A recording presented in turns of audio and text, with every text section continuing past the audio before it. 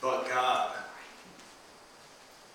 demonstrated his love for us, that while we were still sinners, Christ died for us. That's Romans 5:8. And then, since we have now been justified by his blood, we have been justified by his blood. Do you have a better idea of what that's talking about? How much more shall we be saved from God's wrath through him? Romans 5:9. This is a graphic depiction of what Jesus did for us. So every week we come here and we talk about God and Jesus and yada yada, right? Hopefully, this video gives you a better idea of what went down. It's pretty realistic. It's not exaggerated. It's basically what the common practice was back in that day.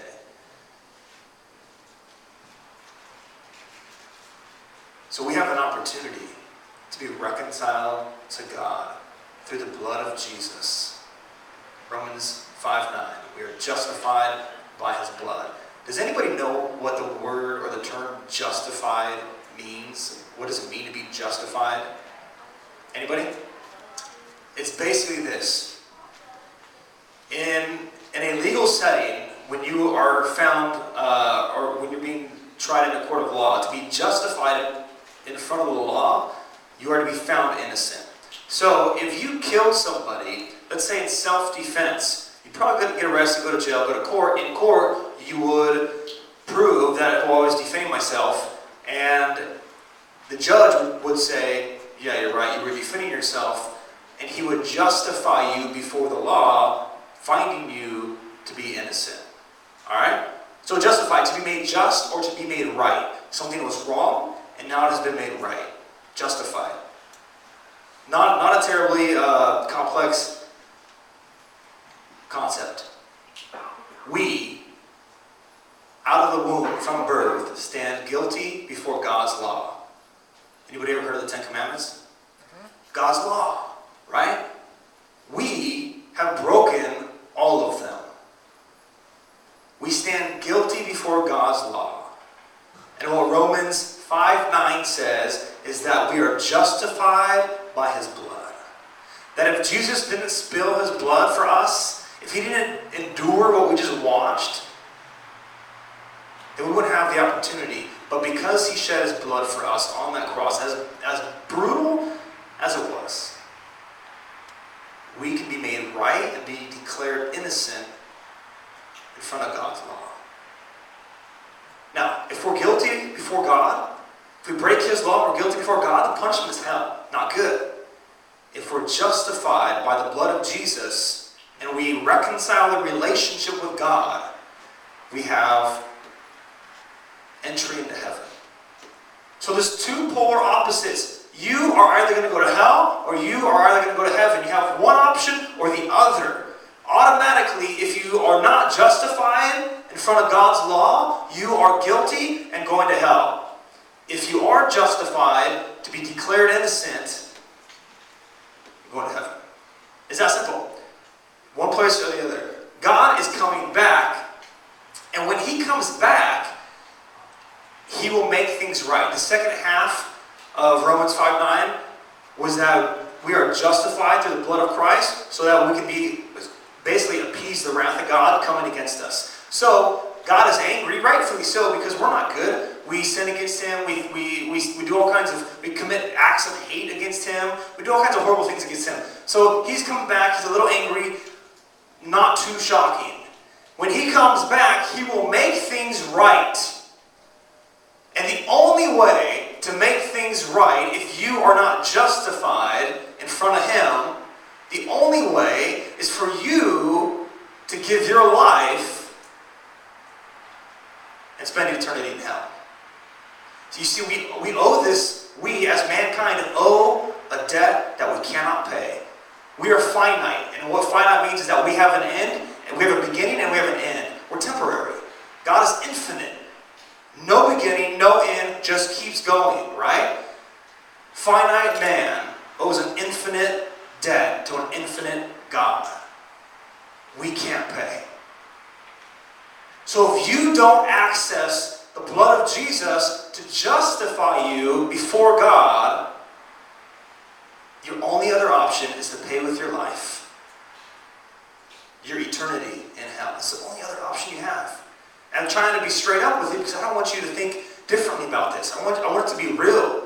And I want you to try to understand that when Romans 5:8 says that God demonstrated his love for us, for you, so he sent Jesus while we were still sinners, he wasn't messing around. He went the distance for you so you would have an opportunity to be justified. Otherwise, you'd be guilty. Otherwise, you'd be guilty. And you wouldn't have any other option. This is the next verse, verse 10. For if, when we were God's enemies, we were reconciled to him through the death of his Son, how much more, having been reconciled, shall we be saved through his life? So, the Apostle Paul is asking a simple question. He says, if God reconciled us to him while we were enemies, Romans 5:8, while we were still his enemies, how much more will we be saved through his life? So when we were completely lost in sin, God sent Jesus to reconcile us to him.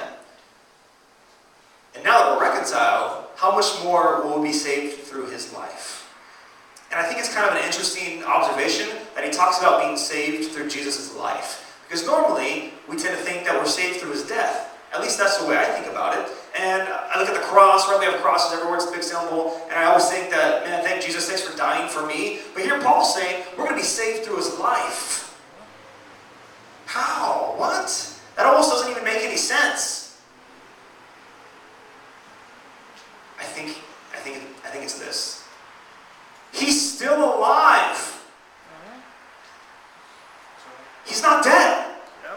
He was brutally murdered as if he was a criminal.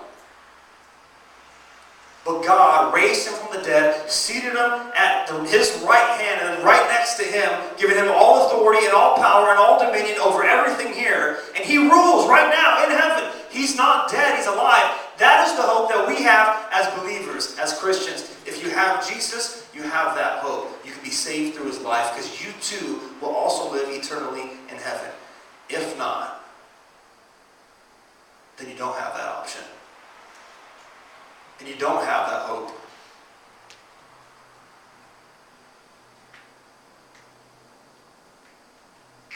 And so it boils down to this question. Everybody in this room has to answer it. You have to answer it tonight.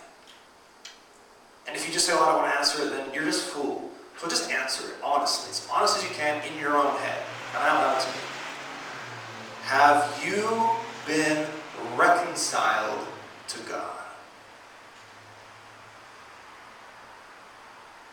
Should be easy for you to figure that one out.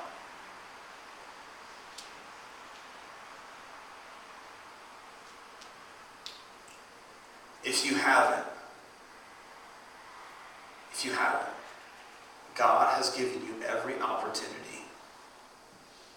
And I'm here telling you right now, so you are without excuse. If you somehow died tonight on your way home, you would stand before God and you would be without excuse because you're hearing it now. While you were still a sinner, God sent his only son, Jesus, to die for you. And he's the only way you can be reconciled to God. Without Jesus, without his blood, without the sacrifice, you're floating on the cloud by yourself.